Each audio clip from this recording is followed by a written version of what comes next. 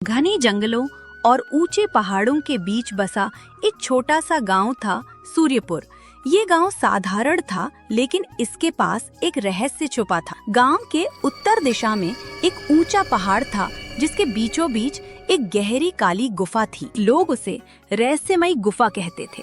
कहते हैं जो भी उस गुफा में गया वापस लौटकर कभी वैसा नहीं रहा। किसी को अकूत धन मिला तो किसी की किस्मत छिन गई। बुजुर्ग गांव वालों ने कई बार चेतावनी दी थी, उस गुफा में लोभ का भूत रहता है। गांव में 3 मित्र रहते थे, आरव, निखिल और विवेक। आरव दिल का साफ और मददगार था। निखिल बहुत चालाक और थोड़ा स्वार्थी था। विवेक नाम के अनुसार शांत और सोच समझकर निर्णय लेने वाला लड़का था। एक दिन तीनों दोस्तों ने गुफा के रहस्य को जानने का निश्चय किया। तीनों सूर्योदय के समय जंगल के रास्ते निकले।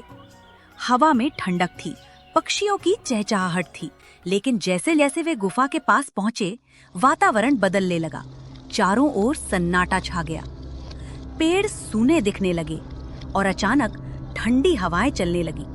गुफा के द्वार पर पहुंचकर निखिल ने उत्साह में कहा, चलो जल्दी चलते हैं, शायद हमें खजाना मिल जाए। आरव ने धीमी आवाज में कहा, सावधान रहना, हमें कुछ गलत नहीं करना चाहिए। विवेक ने दोनों को समझाया, याद रखो, गुफा रहस्यमयी है।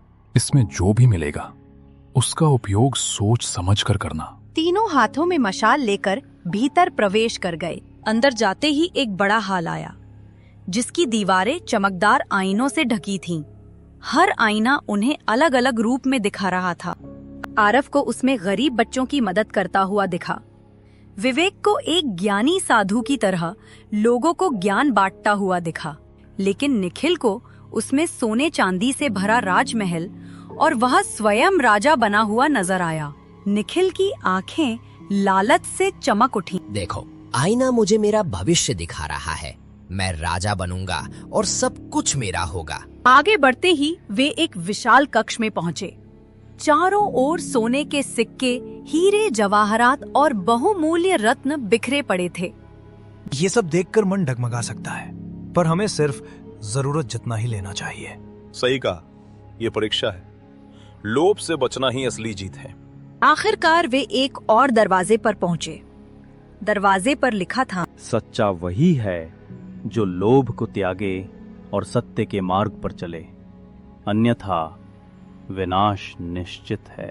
दरवाजा खुलते ही एक तेज रोशनी फैली। उनके सामने एक रहस्यमयी साधु प्रकट हुआ। साधु ने मुस्कुराते हुए कहा, हे बच्चों, तुमने गुफा की 3 परीक्षाएं पार की हैं, लेकिन असली परीक्षा अब होगी।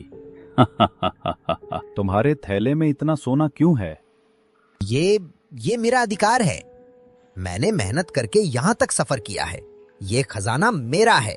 यहाँ खजाना मेहनत से नहीं, नियत से मिलता है। तुम्हारी नियत दूषित है। इतना कहते ही निखिल का थैला भारी होता गया, यहाँ तक कि वह उसे उठाने में असमर्थ हो गया। थैले का बोझ उसके कंधों को झुकाने लगा।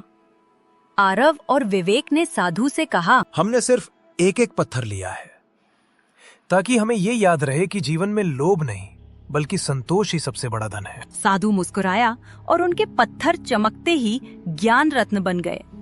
ऐसे रत्न जो अंधकार में भी प्रकाश फैलाते थे।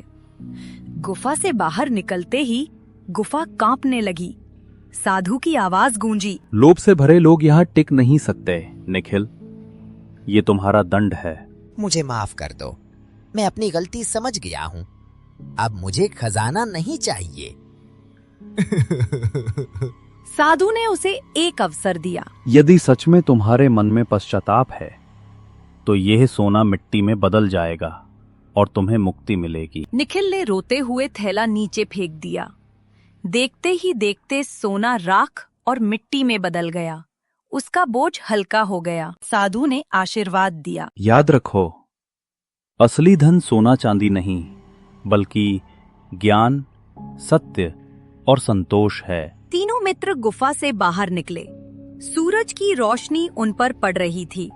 बाहर आते ही निखिल ने अपने दोस्तों से कहा, आज मैंने समझा कि लालच हमेशा विनाश लाता है। मैं वचन देता हूँ कि अब से लोभ नहीं करूंगा।